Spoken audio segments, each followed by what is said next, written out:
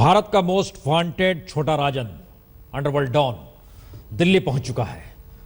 बहुत ही सुबह तकरीबन 5:30 बजे छोटा राजन विशेष विमान से बाली से दिल्ली लाया गया और छोटा राजन को इस वक्त सीबीआई मुख्यालय में रखा गया है। सीबीआई की विशेष टीम पूछताछ उनसे करेगी और हम आपको यह भी बता दें कि 27 बरस बाद छोटा राजन हिंदुस्तान लौटा है।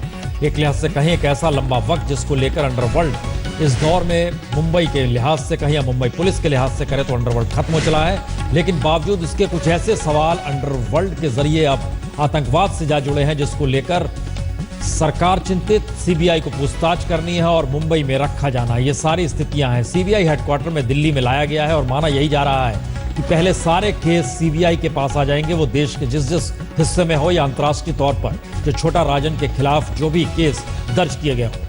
सबसे ज्यादा केस चूंकि मुंबई में दर्ज हैं तो मुंबई की तरफ से समूची फाइल सीबीआई को सौंपी जा रही है। उसमें तकरीबन 70 से 75 केस हैं, लेकिन इन सब के बीच देश के अलग अलग हिस्सों में जो भी अपराध किए गए और इन सब के साथ ही अंतर्राष्ट्रीय तौर पर छोटा राजन आज से नहीं बल्कि माना यह जाता है कि 1988 के बाद से ही उसने पहली बार भारत छोड़ा था और उसके बाद वह दुबई के पर्ल सेंटर में दाऊद के दफ्तर में के साथ जुड़ा था और उसके बाद हांगकांग उसका एक बड़ा अड्डा रहा।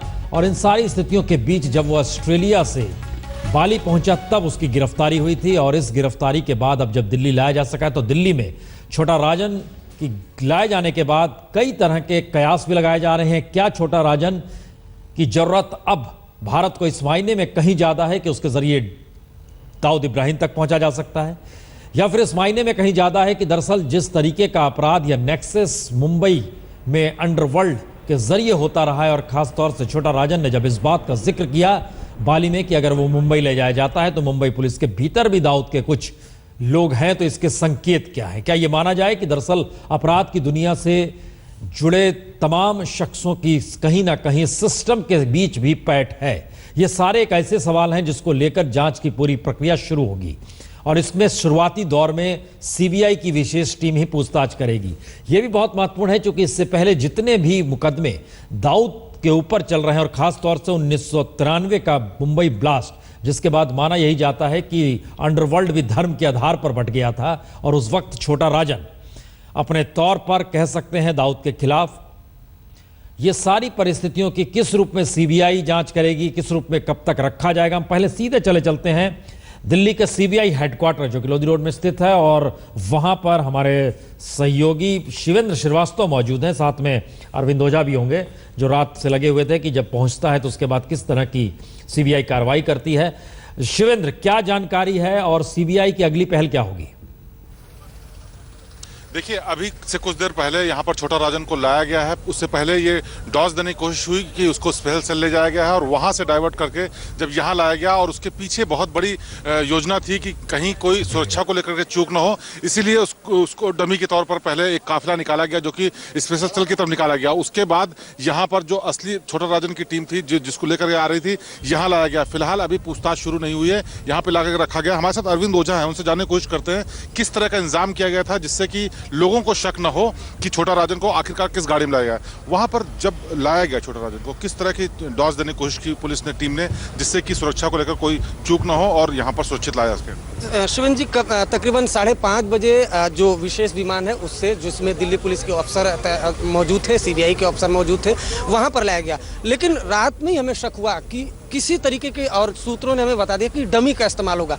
जिस तरीके से छोटा राजन को डी कंपनी से खतरा है, साथ ही साथ उसके खुद के गुर्गों से खतरा है और लगातार ये इंटेलिजेंस इनपुट आया। उसके बाद स्पेशल सेल ने एक योजना बनाई, 2 टीमें अलग अलग लगाई गई। वायुसेना का जो एयरबेस है जहां पर इस विमान को उतरना था वहां से पहले डमी को भेजा गया, जिसके पीछे सारी मीडिया को गच्चा देने के लिए सारी मीडिया उस डमी के पीछे लगी, जिसको लोधी कॉलोनी स्पेशल सेल लाया गया। जबकि दूसरी जो टीम थी स्पेशल सेल की वो दूसरे रूट से होते हुए वो सीबीआई हेडक्वार्टर की तरफ लाई। लेकिन जो सबसे अहम बात जो अभी हमारे सूत्रों ने बताई, जिस तरीके से छोटा राजन खुद को जो एक तरीके से हिंदुस्तान का हिंदू डॉन कहता है, जो सूत्र बता रहे हैं कि एयरपोर्ट पर उतरते ही उसने धरती को चूमा, तो ये इस तरह की खबर आ रही है। लेकिन पूरी तरीके से जो सुन, ये सबसे इंपॉर्टेंट बात थी कि सुरक्षा को लेकर के जो चिंता थी एजेंसीज की, उसको पूरा करते हुए उन्होंने सबसे पहले उसको सुरक्षित यहाँ पहुंचाया है। अब सीबीआई को तमाम केसेस हैंडओवर कर दिए गए हैं, अब आगे की जांच सीबीआई करेगी। लेकिन इसमें एक बहुत अहम बात ये भी निकल करके आ रही है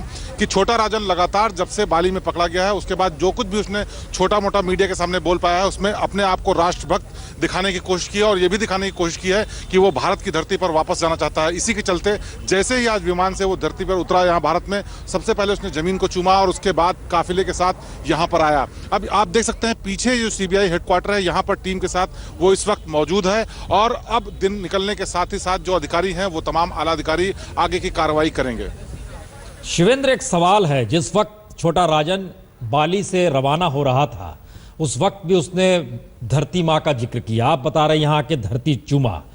मसला यह है जिसके ऊपर मर्डर के चार्ज हैं, जिसके ऊपर एक्सटॉर्शन के चार्ज हैं, जिसके ऊपर ड्रग ट्रैफिकिंग के चार्ज हैं, वो शख्स अगर इस बात का जिक्र कर रहा है कि देश लौट रहा है धरती माँ के पास, ये मैसेज क्या है? क्या सीबीआई अधिकारी उसको इंटेंशनली इस रूप में पेश कर रहे हैं या बताया जा रहा है कि छोटा राजन जो है देश का हिमायती है, देश लौटना चाहता है, वो एक भगौड़ा अपराधी रहा है? जी बिल्कुल, देखिए अगर पूरी शुरुआत से देखा जाए तो जब से भारत को छोड़ के गया है तो शुरुआत में उसने अपनी मंशा जाहिर कर दी थी कि चूंकि 1993 के ब्लास्ट हुए थे जिसमें उसका दाऊद से मतभेद था, उसी के चलते उसने साथ नहीं देना चाहा था और वो भारत के लिए प्रतिबद्ध है और भारत को मानता है। ये उसने शो करने की कोशिश हमेशा की। जब भी उसका कोई स्टेटमेंट आया मीडिया में या फिर उसके हवाले से कोई बात आई, उसमें हमेशा उसने दिखाने की कोशिश की कि वो भारत को लेकर के उसका वो सम्मान करता है। और इतने दिनों में जो इंटेलिजेंस एजेंसीज हैं उन्होंने जो भी सूचना दाऊद गैंग को लेकर के इकट्ठा की, उसमें जरूर कहीं ना कहीं छोटा राजन का रोल रहा है। हमारी जो आला अधिकारियों से बात हुई, जो सूत्रों से बात हुई, वो लगातार छोटा राजन के संपर्क में रहते थे। ये भी एक सच्चाई है और साथ ही साथ ये भी सच्चाई है कि डी कंपनी को नेस्तनाबूद करने के लिए जितना छोटा राजन का इस्तेमाल एजेंसीज कर सकती थी उसमें मददगार रहा है। और बहुत बड़ी बात नहीं कही जाएगी अगर छोटा राजन की पूरी रिहाई और यहाँ ला करके अगर उससे पूछताछ की जानी है, वो भी एक बहुत बड़ा स्ट्रेटेजिक मूवमेंट हो सकता है। और इन सब के चलते छोटा राजन शायद अपनी पैरेलली ये शो करना चाहता है कि वो भारत के लिए बहुत संजीदा है और भारत को मानता है। और हो सकता है ये सब एजेंसीज की मर्जी से हो रहा हो, क्योंकि केसेस उसके खिलाफ जो हैं वो सारे संजीदा हैं और उन पर बड़ी धाराएं लग करके उस पर बड़े सजा भी बनती है। लेकिन ये बात की बात है कि उन सजाओं का क्या होगा। लेकिन अभी यहाँ पर जो सबसे बड़ा कैच है भारतीय एजेंसीज के लिए कि छोटा राजन जैसा आदमी उनके हाथ में है जिससे डी गैंग के बारे में तमाम जानकारी मिल सकती है। और इससे पहले जितनी सरकारें हैं भारत की वो सब दाऊद को लाने की बात करती रही हैं, लेकिन अब तक के जो सबसे बड़ा मोहरा जो कि मददगार साबित हो सकता है उसके बारे में बताने के लिए, उसके नेटवर्क के बारे में, उसके बारे में फर्स्ट हैंड जानकारी देने के लिए, वो उनके हत्थे है। अब उसका कितना इस्तेमाल हो पाता है और उसका कितना इम्प्लीमेंटेशन हो सकता है डी गैंग को नेस्तनाबूद करने के लिए और दाऊद को लाने के लिए, ये अब आगे देखने वाली बात। चलिए, आप हमारे साथ बने रहिए। हमारे साथ सीबीआई के पूर्व डायरेक्टर भी जुड़ चुके हैं, जोगिंदर सिंह जी। जोगिंदर सिंह जी, सुबह सुबह आपको हमने भी डिस्टर्ब किया, उठा भी दिया आज, लेकिन सवाल यही हो चला है कि आगे अब सीबीआई क्या करेगी? जोगिंदर सिंह जी, देखिए साहब, ये तीसरा केस है कि विदेशों से ये एक आदमी को लाया गया था जी। पहला था वो सुखराम जो इंग्लैंड भाग गया था वो स्कैम के बाद। दूसरा था बंसाली 1032 करोड़ का, और तीसरा ये राजन है। और तीनों में कामयाबी मिली है, ये नहीं कि कामयाबी नहीं मिली। और उम्मीद है कि इस केस में भी कामयाबी मिलेगी, क्योंकि 13 केसेस हैं तो उनको ध्यान से देखना पड़ेगा कितने विटनेसेस मर चुके हैं, कितने जिंदा हैं, कितनी एविडेंस जिंदा है। अब ये कह देना कि सारों में कामयाबी होगी, अब वो 22 साल के बाद हिंदुस्तान लौट रहा है तो नेचुरली उसमें फ़र्क तो पड़ेगा ही पड़ेगा। जो एविडेंस जो है आदमी अवेलेबल है या नहीं है, या उसका मन बदल गया है, या उसको धमकियाँ मिलती हैं। ये भी बड़ा ओपनली माना गया है कि Dawood wants him to be eliminated at all cost. वो चाहता है कि इसको ख़त्म कर दिया जाए किसी कीमत पे भी। इसलिए शायद वो बॉम्बे में नहीं आना चाहता, क्योंकि बॉम्बे में दाऊद के काफ़ी एसोसिएट्स होंगे, मित्र होंगे, वेल विशर होंगे। तो इसलिए इसका एक ये भी वजह थी कि बॉम्बे में नहीं आने के लिए। अब इस सबसे बड़ा सवाल एजेंसियों के सामने होगा कि इसकी सिक्योरिटी का ख्याल रखना, क्योंकि ये इंद्रानी बोरा से भी बड़ा है। वो तो सिंपल केस है, मर्डर था, अपनी बेटी का मर्डर कर दिया है। इसने तो कई मेजर क्राइम कमिट किए हैं, और ये इसको प्रॉपरली हैंडल किया जाए, अच्छे आईओ लाए जाएं स्टेट से भी, सिर्फ सीबीआई से नहीं, आईबी से भी, रा से भी, और जहाँ जहाँ इसने काम किया है, रिटायर भी हो चुके हैं, अगर उनको लाया जाए, उनको ये ड्यूटी दी जाए, तो इससे काफ़ी इन्फॉर्मेशन मिल सकती है कि दाऊद कहाँ है, क्या है, और कैसे इसको लाया जा सकता है। पाकिस्तान तो हमेशा कहेगा ही कहेगा कि दाऊद उनके पास नहीं है, और ये तो बड़ी आम बात है, चाहे उनके सामने भी खड़ा कर दो लाके, वो कहेंगे नहीं, हम इसको मानते नहीं, दाऊद है, ये दूसरा आदमी है। तो ये फॉर्चुनेटली, मैं फॉर्चुनेटली कहता हूँ कि इसलिए कि एक फ्रेंडली देश में ये पकड़ा गया है, क्योंकि कई देश फ्रेंडली होने के बावजूद भी नहीं करते हेल्प। जी, आपके सामने कमांडर नायर हैं, जो उस टाइम के नेवी चीफ के नेफ्यू थे। लोअर कोर्ट ने तो कह दिया इसको एक्सट्राडिट कर दिया जाए, हाई कोर्ट ने इसको अपसेट कर दिया। ना too much of law in those countries is also bad, कि नहीं जब तक इसका जो है मारने का नहीं होगा। सेम थिंग वो पोर्चुगाल में अबू सलीम के साथ किया गया कि इसको फांसी की सजा नहीं होगी। ये आप कमिटमेंट दिए, और ये देनी पड़ेगी उन गवर्नमेंट को। नहीं जोगिंदर तो सिंह जी, ये सीबीआई के एक मूवमेंट अब special होंगे regime क्या? बनानी चाहिए। वो क्या करेगी? सारे केसेस उसके पास आ जाएंगे, ठीक है, लेकिन उसकी आगे की अब पहल क्या होगी? देखिए, वो देखेंगे कि कौन सा केस जिंदा है। अभी कई केस ही मर चुके होंगे 22 साल बाद। यानी ना विटनेस होगा, ना केस प्रॉपर्टी होगी, ना डॉक्यूमेंट्स होंगी।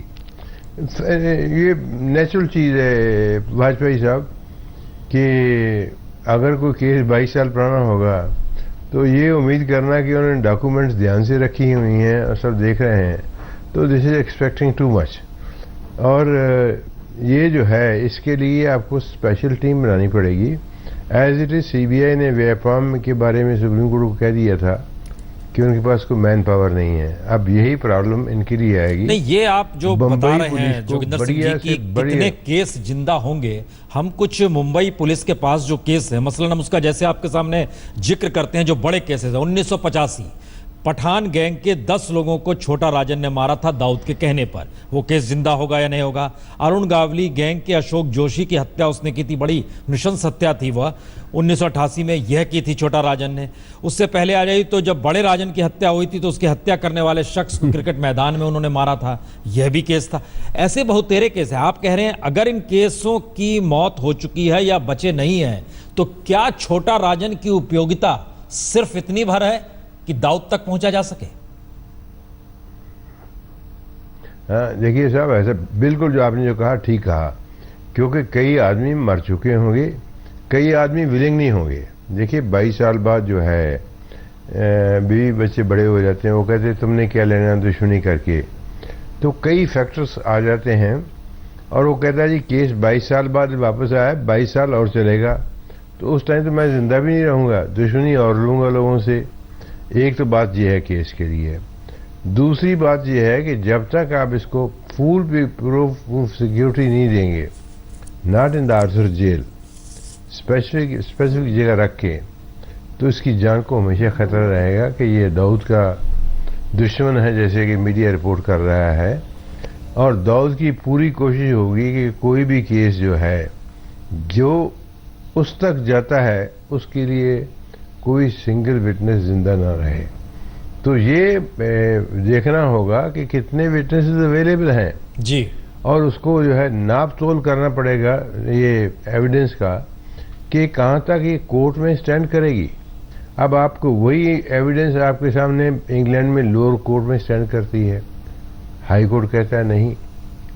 अब वही जो कोर्ट है, वही सरकार है, कुटरुचि को नहीं लाने के जोगिंदर लिए। सिंह जी, जब आप सीबीआई के डायरेक्टर थे उस वक्त किस रूप, यह केस सीबीआई के पास भी आया, किस रूप में उस समय जांच प्रक्रिया थी? क्योंकि देखिए हिंदुस्तान के भीतर एक मैसेज यह भी है कि दाऊद के खिलाफ छोटा राजन कहीं ना कहीं एजेंसियों के लिए मुखबिर था, और उस मुखबिर के जरिए दाऊद तक पहुंचने की कोशिश होती थी, लेकिन वो मुखबिर ही पकड़ में आ गया। अब आप क्या करेंगे? किस रूप में उस वक्त भी आप लोग प्रक्रिया में को आगे बढ़ा रहे थे? नहीं देखिए, मैं इतना अर्ज कहना चाहूँगा कि कोई भी आदमी जो है बचने के लिए कुछ भी करेगा, कि मैं आपको बताऊंगा। ये पूरी इन्फॉर्मेशन कोई नहीं देता, कोई भी मुखबर नहीं देता, वो थोड़ी थोड़ी करके एक एक चम्मच आपके आगे डालता है ताकि आपकी गुड बुक्स में भी रहे, आपके लिए यूजफुल भी हो और उसका भी काम बनता रहे इन चीज़ों के लिए। अब तो फाइनल इंटेरोगेशन से पता चलेगा कि कितना इसने झूठ बोला, कितना सच बोला। The proof of pudding lies in the eating. Dawood चूँकि कराची में है, उसका एड्रेस भी दिया जा चुका है, क्लिफ्टन स्ट्रीट है, कुछ ऐसा है, उसके पासपोर्ट नंबर भी दिए जा चुके हैं। तो ये आदमी अगर रियली भारत माता को प्रणाम करता है और देश को लॉयल्टी दिखाना चाहता है तो दिखाए इनको by action, by deeds, not मत्था टेक के। मत्था टेकने तो सैकड़ों लोग मंदिर भी जाते हैं, गुरुद्वारे में भी जाते हैं, मस्जिद में भी जाते हैं, चर्च में भी जाते हैं, उससे कोई फर्क नहीं पड़ता। हमें तो चाहिए एक्शन, और ये बड़ा यूजफुल हो सकता है अगर ये वाकई सच बताए कि आदमी कहां से क्या मिलेगा। चलिए हम आपके क्योंकि पास इनकी लौटेंगे और दुश्मनी जानकारी का दर्शकों को दे दें कि सीबीआई के हेडक्वार्टर में छोटा राजन को लाया जा चुका है। सुबह 5:30 बजे वह दिल्ली पहुंचा है और इन सब के साथ ही अब वो तमाम फाइलें सीबीआई के पास पहुंच रही हैं, जो कि चाहे मुंबई में अपराध जगत में किया हो या देश के अन्य हिस्सों में या अंतर्राष्ट्रीय तौर पर उसने जो भी अपराध किया है वो सारी फाइलों को लेकर सीबीआई अब एक इंट्रोगेशन करेगी उससे और पूरी प्रक्रिया को आगे बढ़ाएगी, जो उसके कब्जे में रहेगा विशेष टीम करेगी। लेकिन एक सवाल यहां पर अब भी है कि क्या छोटा राजन की उपयोगिता सिर्फ और सिर्फ दाऊद तक पहुंचने के लिए ही भारत सरकार या भारत की खुफिया एजेंसियों के लिए महत्वपूर्ण है? छोटा राजन को दिल्ली लाया जा चुका है, सीबीआई हेडक्वार्टर इस वक्त दिल्ली में वो मौजूद है। हम सीधे पहले वहीं चल रहे हैं। शिवेंद्र, ये माना जा रहा है कि अपने कब्जे में रख के पूछताछ की शुरुआत सीबीआई करेगी और सारे केस चूंकि मुंबई पुलिस ने सीबीआई को सौंपे हैं तो अब सीबीआई ही उस पूरी प्रक्रिया को आगे बढ़ाएगी। लेकिन अब धीरे धीरे वक्त बीतेगा तो अदालत में पहले पेश करना पड़ेगा। क्या कार्रवाई होगी और किस रूप में कार्रवाई होगी? देखिए, अभी तो जो फॉर्मल कार्रवाई है उसमें सीबीआई पहले कोर्ट में पेश करेगी, मेडिकल इस दौरान कराया जाएगा और उसके बाद जो कानूनी तरीका है उसके बाद कस्टडी में लेने के बाद पूछताछ शुरू होगी। अब इसके खिलाफ पुराने जितने मामले हैं उन सब की एक फहरिस्त के हिसाब से उससे पूछताछ होगी। हालांकि कहना मुश्किल है कि इतने पुराने मामलों में किस तरह के एविडेंस हैं, किस तरह की चीज़ें आगे मिलेंगी, लेकिन उन सब के बावजूद जो सबसे अहम काम है वो ये कि डी कंपनी के बारे में जितनी भी पुख्ता जानकारी इसके पास है, जितनी भी वाइटल जानकारियाँ हैं, उन सबको इकट्ठा करके उसके लिए आगे काम करना, और ये सबसे अहम बात होगी। लेकिन इस दौरान जो इसके खिलाफ केसेस हैं उनकी भी एक फहरिस्त बनाई गई है जिनमें उससे पूछताछ की जाएगी और देखा जाएगा कानूनी रूप से उसमें कितना इसको सजा हो सकती है या आगे बढ़ाया जा सकता है।